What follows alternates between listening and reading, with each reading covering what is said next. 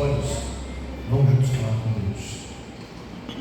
Grandioso Deus, maravilhoso e eterno Pai, graças te damos porque o Senhor nos criou, nos salvou, nos mantém por tua força e teu poder. Deus, em reconhecimento ao sustento que nos dá a cada dia, trazemos até a casa do tesouro os dízimos e as ofertas. Que assim o Senhor possa, Deus, enquanto somos fiéis, purificar nosso coração do egoísmo e do orgulho e nos preparar para a eternidade. E que esses recursos possam, Deus, ser usados pelo Senhor para fazer com que mais e mais pessoas conheçam a tua salvação e estejam no céu conosco. Fale conosco nesse momento mais uma vez, aqui pedimos e oramos por Jesus. Amém. Amém. Muito bem, irmãos, boa noite. Boa noite. Que bom que você veio, que bom que você conseguiu estar na igreja nesta programação especial, os 10 dias de oração. Que bênção, né?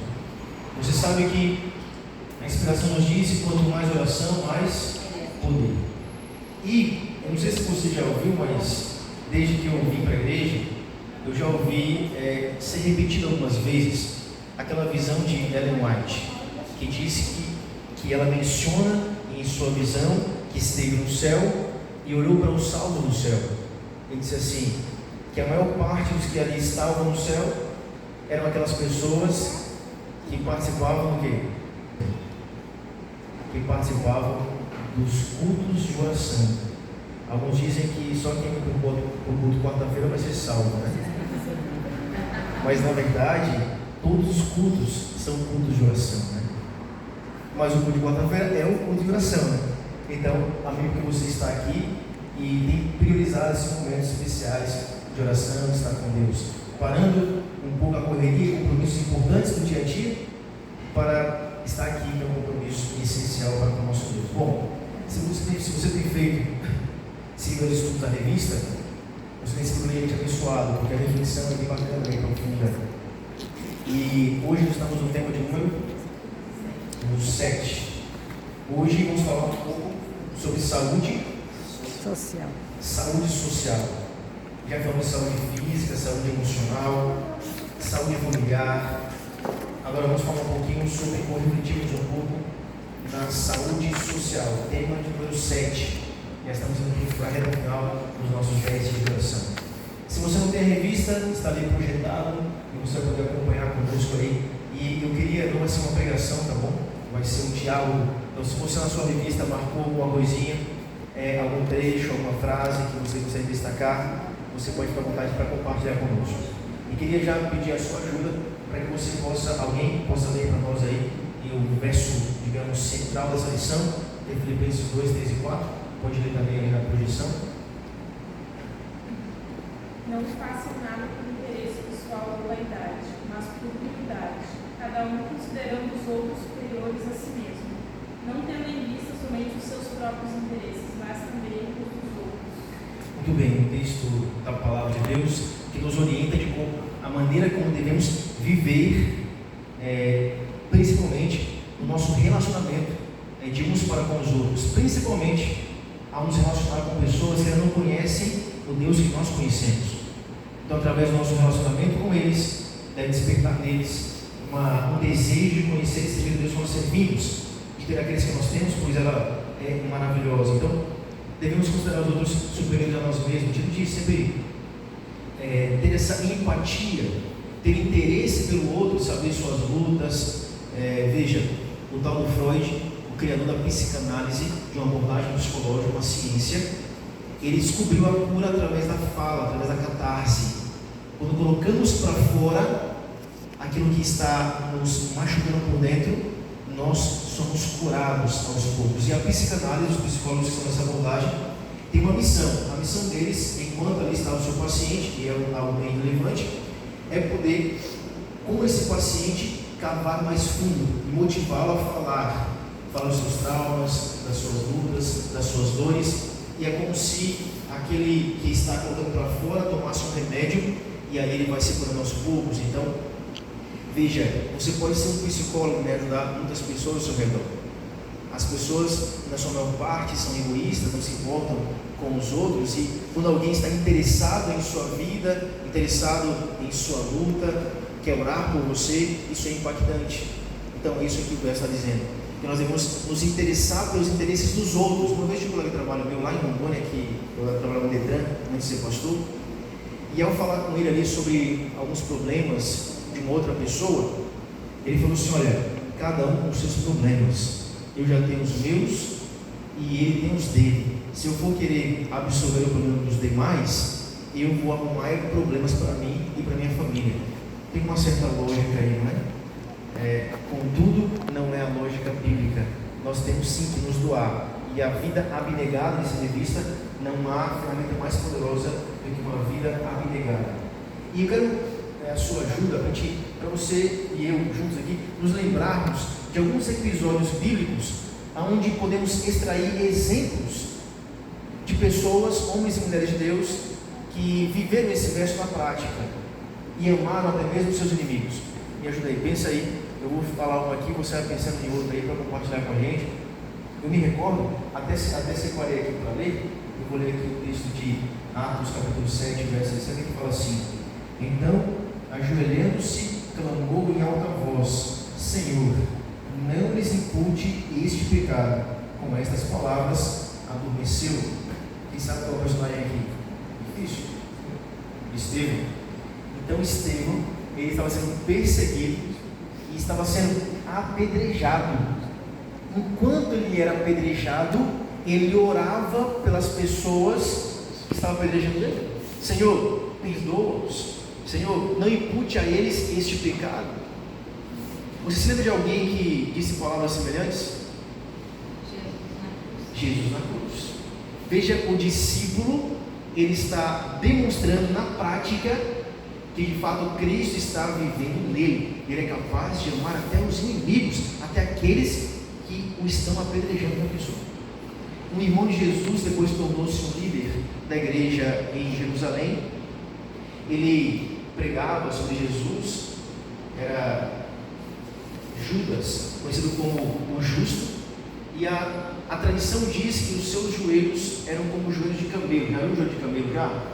É bem grosso assim, porque ele fica muito ajoelhado, né? E aí, por que esse justo era chamado, tinha os seus joelhos como de camelo? Porque ele passava muito tempo em oração, orando pelas pessoas. E a tradição diz que ele estava pregando para o povo sobre o templo ali, sobre Jesus. E então os judeus, para impedir que ele pregasse mais, o atiraram de cima do templo. Mas ele não morreu, ficou bem machucado. E ele continuou, e enquanto ele estava ali machucado, ele se colocou de joelhos e começou a orar. E os demais judeus pegaram pedras para apedrejá-lo. Alguém correu gritando assim: parem, não façam isso. O que vocês estão fazendo? O justo está orando por vós. Enquanto ele orava também, ele também era martirizado. Que interessante, né? Assim como Paulo disse, não mais eu é quem vive, não mais eu, mas Cristo vive em mim. Interessante. Lembra de algum outro personagem aí? Eu escutei já todos, não, mais alguns aí. Qual personagem mais você lembra que tratou bem seus inimigos? Quem sabe até livrou os inimigos de situações ruins? João. Quem? João. Discípulo? Sim. Sim, com certeza, né? Lembra de alguma passagem específica ali de João? O João era conhecido como discípulo do amor, né? E até tem um filme que retrata ele. Não sei se alguém viu essa cena assim, onde lá na ilha de Patmos alguém rouba a sopa de um prisioneiro e João chega e derrama sua sopa no canário. Quem viu essa cena aí? Tem uma cena dessa. Eu já assisti. Já assistiu, né? Me lembro também, vamos lá, irmão, lembra aí, temos aí. Vou falar mais um. José também. José, seus irmãos fizeram mal a José, o prenderam, venderam, e José então, como em retribuição, ele paga o mal que fizeram a ele com bem. É tão extraordinária a ação de José que seus irmãos têm dificuldade de aceitar, de entender, de acreditar. Ficam temerosos. José insiste: presta atenção, foi Deus que me deu na frente de vós. Eu estive com Deus, fique em paz. não vou fazer mal nenhum a vocês, eu os perdoo, né? Muito interessante, José. Mas quem? Moisés, estava perguntando para Gabriel, você não lembrava, então eu tive que procurar aqui. Moisés também. Ele disse assim, Moisés voltou para o lugar onde o Senhor estava e disse: este povo cometeu um pecado terrível, eles fizeram um Deus de ouro e o adoraram. Daí ele disse assim: por favor, perdoa o pecado deles, porém, se não quiser eles perdoarem, então tira o meu nome do livro da vida. Moisés, ele trocou a sua vida pela vida do povo, aquele povo que por vezes queria apedrejá-lo. Que é interessante, né? Ele é um tipo de Jesus, intercedendo pelo povo, se colocando entre Deus e o povo, assim como Jesus. Bom, mas alguém lembrou mais alguém aí? Davi também, né? Davi, ele era o homem segundo o coração de Deus. Tá fácil, né? Uns falam o personagem, mas, né? Mas isso, olha aí. Davi podia ter matado o Saul na caverna, quando Saul estava fazendo, né, um serviço ali, íntimo. E aí, grande que o rei Saul tinha sido ungido, e ele usa a expressão que ele não levantaria a mão contra o ungido do Senhor. Então, é isso mesmo. E até o interessante, os companheiros de Davi dizem assim: o Davi, Deus entregou em tuas mãos o rei Saul para que você o mate. Era Deus mesmo? Não. se ele matasse Saul, ele estaria defendendo a sua vida. Saul estava caçando ele. Então seria legítima defesa. Mas mesmo assim ele não fez. Ele entendia, ele tinha sensibilidade mais do que os seus companheiros. E aqui tem uma lição, né? Às vezes nós pensamos, era a vontade de Deus, como aqueles homens interpretaram, mas de fato não era. Davi falou assim: se Deus quiser, Saul morrerá numa guerra ou de alguma doença, está nas mãos de Deus. Eu não vou fazer aquilo que não fui chamado a fazer, não é? Bom, também tem Daniel, lá no sonho da capítulo 2, os magos encantadores deixaram Daniel de fora, só foram lá eles na presença do rei. E quando não conseguiram resolver o problema, o rei, com raiva, falou assim: mata todos os sábios. Foram buscar Daniel para morrer também, porque ele fazia parte do grupo dos sábios. E ele não sabia de nada. Quando tomou conhecimento, falou assim: olha, o rei, espera um pouquinho, porque eu vou orar. O rei, para você eu espero, vai lá. Depois Daniel fica sabendo e fala assim: ó rei, não precisa mais matar os sábios. Não precisa mais, elimina revoga esse decreto, porque eu tenho aqui a revelação. Então Daniel salvou os demais sábios que o odiavam. Ele podia falar assim: ô Nabucodonosor, eu sou o profeta de Deus aqui, eu que revelo o futuro, os demais é do Satanás, pode matar todo mundo, né? Mas ele não fez, ele salvou a vida dos seus inimigos, né? Interessante. E agora, essa história está na palavra de Deus, pode falar, irmão.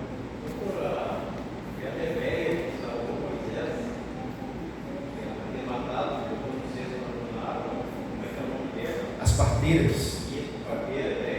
Sim, as parteiras hebreias. A mãe de Moisés, ela era Joquebede, ela era levita. Sim. Diz que as parteiras hebreias, né, não cumpriam o decreto do rei. Então veja, as parteiras egípcias, não hebreias. As parteiras egípcias, elas não obedeceram o decreto do rei egípcio em simpatia aos hebreus e às crianças hebreias, né? Até mesmo o povo lá pagão, intrinsecamente manifestando uma sensibilidade de Deus, né? Temos muitos exemplos. Mas vamos lá para a revista agora. Eu destaquei aqui algumas coisinhas. A primeira frase ali, começando, né? Dizendo, no Sermão do Monte, Jesus afirmou que devemos ser o sal e a luz do mundo. Então, essa é a nossa missão aqui na Terra. Ser a luz do mundo. Alguns dizem assim, às vezes eu vou estar na Bíblia, não, aqui dentro do lugar que não acontece essas coisas, no outro lugar que acontecia, mas olha assim, irmão, é o seguinte, a rede social aí está mostrando algumas coisas que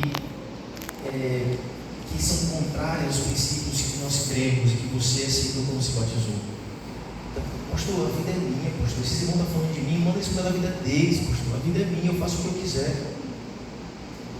Essa é uma filosofia do mundo, mas não é uma filosofia bíblica. Nós somos chamados para demonstrarmos ao mundo a multiforme sabedoria de Deus. Fomos chamados para ser luz para o mundo que está em trevas. E essa luz é conforme os exemplos que nós já citamos aqui na palavra de Deus. E o sal é para temperar as pessoas, para conservar também aqueles que estão na igreja, para conservar sua fidelidade a Deus, ajudar no crescimento espiritual das famílias. Saem agora as duas últimas linhas desse trechinho que eu comecei a ler. Começando a ler a vida que localizou. Pode ler para mim, por favor, as duas últimas linhas aí.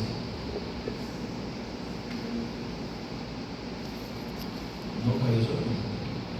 Nesse mesmo parágrafo que eu comecei a ler, nas duas últimas linhas aí da página 24 ainda. A vida cristã não deve ser caracterizada pelo isolamento, mas pelo convívio saudável com todos os que nos servem. Então, não há cristianismo no isolamento das pessoas. Mas eu vou falar, pastor, é o seguinte, eu não gosto muito desse contato social, eu gosto mais de ficar na minha, eu sou mais... Isso tem crescido bastante, né? E é uma personalidade, um tipo de personalidade. Uns têm cada vez mais se isolado, e às vezes eu tenho uma família do livro, que dos 5, 3, eles são assim, não gostam de sair, não gostam de conversar, não gostam de ficar na deles ali. E até, uma senhora, uma vez falou assim, olha, pastor, eu não confio nas pessoas, as pessoas só querem o mal para a gente, as pessoas já fizeram muito mal para mim. E ela tinha uma história familiar, onde os vizinhos e algumas pessoas fofocaram, fizeram mal e criaram intrigas. Então ela ficou com isso na mente, ela começou a ter essa crença. Eu não confio nas pessoas. E às vezes vinha um vizinho ou outro para conversar com o seu esposo ali, e ela chegava em casa e estava ali seu esposo conversando com o vizinho, ela estava com raiva. Traz esse vizinho aqui em casa, não, mas você nem conhece essa pessoa? Dá para falar mal da gente para lá, para cá? E aí? Bom, cada um tem a sua personalidade. Contudo, nós sim, a Bíblia diz que nós temos que ser cuidadosos ou espertos como a serpente, mas temos que ser também simples como as pombas. Então, a gente tem que ter esse amor cristão. Jesus é dito assim, que ninguém, lá em João fala assim, que ninguém precisava dar testemunho das pessoas para Jesus, porque ele conhecia bem a natureza humana. Contudo, ele se relacionava, fazia bem às pessoas, fazia amizade, granjeava-lhes a confiança, atendia às suas necessidades, depois dizia, siga-me. Então eu tenho que ficar um pouco cuidadoso, sim, mas isso não pode me impedir de que eu me relacione, que eu seja alguém alegre, feliz e seja contagiante a minha fé para com os outros, né? Muito bem. Vou pular para a empatia com as lutas do próximo. É o próximo sentido na página número 20, na página 25 aí. Empatia com as lutas do próximo. Eu marquei destaquei algumas frases aqui.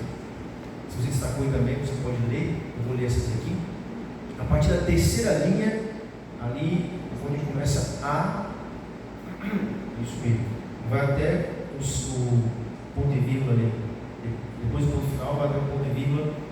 E aí alguém que quiser ler para nós, pode ler, por favor. Há nas páginas da memória tristes histórias que são cuidadosamente guardadas de olhares curiosos. Aí se encontram registradas longas e ferrenhas batalhas com circunstâncias difíceis. Pode ler até o ponto final. Talvez perturbações da vida doméstica que enfraquecem dia a dia o ânimo, a confiança e a fé. Olha só. Então, todas as pessoas com um livro, né, ali faz essa analogia, possuem páginas da memória que são tristes histórias, lutas, decepções, frustrações, traições e até contexto diário. Eu já visitei casais em que era uma confusão bem grande, né, que eles se separaram. E eu pensei, deve ser algo muito grave. Muito grave, eu fui lá e, claro, cada um tem a sua experiência ali, nunca desmereceu por ninguém. Mas das coisas que eu já vi, aquele problema ali era algo assim sobre arrumar casa, né? Tinha um problema ali que um queria de um jeito, o outro não queria fazer daquele jeito, e estava dando tanta briga, que estava quase dando divórcio, né? E parece uma coisa simples, né? Só combinar ali, vamos fazer assim, vamos fazer desse jeito, mas não conseguiam se entender. Isso causava muita dor, muitas lágrimas, muitas confusões. E há pessoas que questões simples do dia a dia, questões domésticas, podem estar gerando problemas muito grandes. Brigas, discussões. E essas pessoas, elas almejam encontrar anjos de Deus. anjos, a palavra anjos no grego é angelos, que literalmente é traduzida por mensageiro. Então nós também somos chamados de angelos, mensageiros, para que nós possamos nos interessar e permitir que as pessoas possam folhear um pouco dessas páginas de sua vida, encontrando um ombro amigo, encontrando alguém que se interessa, que pode orar por essa pessoa, pode orar por elas, até por nós mesmos. Muito bem, eu vou continuando aqui, se você quiser destacar aí, pode levantar a mão, vamos continuando. Olha agora as duas últimas linhas desse mesmo trecho aí. Ali, ó, as palavras, as duas últimas linhas lá embaixo. Aí, as palavras, que pode ler comigo, por favor. As palavras de bondade são recebidas com tanto agrado como o sorriso dos anjos. Olha só que inspiração disso. Talvez você já teve a experiência de conversar com alguém, falar algumas palavras para essa pessoa, talvez um colega de trabalho, ou mandar uma mensagem, um texto no WhatsApp, e a pessoa responder assim: você foi a resposta das minhas orações, suas palavras acalmaram meu coração e me deram ânimo, me reanimou. Então ali está a inspiração, está nos revelando que palavras de bondade são como um sorriso de anjo para as pessoas. Devemos fazer mais dessas coisas. Essa sensibilidade que nós buscamos ter e que Deus nos torna assim, podemos ser uma pessoa como um bálsamo para outras pessoas. Lá na Vila Glória tem a irmã Elisa. A irmã Elisa, ela sempre é intencional, ela faz amizade e convida para ir na igreja ou para um pequeno grupo. Não sei se eu já falei isso aqui, mas ela estava no ônibus, voltando do trabalho, eu acho, para algum lugar, e viu uma jovem mãe ali com umas sacolas, com a criança no colo, sozinha ali, e ela se aproximou, começou a conversar, fez uma amizade e convidou a Cauana para ir no pequeno grupo dos jovens. Conhece a Cauana aí? Conhece a Cauana? Convidou a Cauana para ir no pequeno grupo dos jovens. E, sim, estava lá. Quem é mesmo? Sobrinho Joel, qual é o nome dela mesmo? A Adriane, encontrei a Adriane lá no pequeno grupo. E aí, convidou a Cauana, e ela foi no pequeno grupo. Participou a primeira vez, segunda vez, falou assim: eu quero que seja feito lá em casa o pequeno grupo. E o último foi na casa da Cauana, que fez uma amizade no ônibus coletivo ali, Então, e a Cauana, é interessante que eles mandam as conversas no WhatsApp, e a Cauana começa a falar para eles a sua vida, suas dificuldades, suas lutas, suas necessidades, e aí eles vai dando atenção, conversando, orando, se interessando, e assim ela conquistando as pessoas. Olha, na prática, o sorriso dos anjos aí, interessante, Muito bem. Agora, passando para o próximo parágrafo, diz assim, a desumanidade do ser humano para com o ser humano é nosso maior pecado. Então, Cristo falou assim, que ao amarmos nossos próximos, guardamos toda a lei. Toda a lei. Pastor, mas o amor a Deus, sim, a Bíblia fala assim: se eu não amo aquele a quem está próximo, aquele quem eu vejo, o meu irmão que está próximo, como eu poderia amar aquele a quem não vejo, que é Deus? Então, ao amar meu irmão, isso é uma evidência que o amor de Deus está em mim. Então, o vínculo da perfeição é o amor, diz a palavra de Deus. Ao amar meu próximo, eu estou cumprindo a lei, e o contrário disso é transgredir toda a lei de Deus. Então, se eu não amo meu próximo, é o maior dos meus pecados. E não, diz João: filhinhos, não amemos por palavra, mas de fato e de verdade. Vimos, acho que foi na lição anterior, interessante, que falou assim: olha, que o amor, sem ser declarado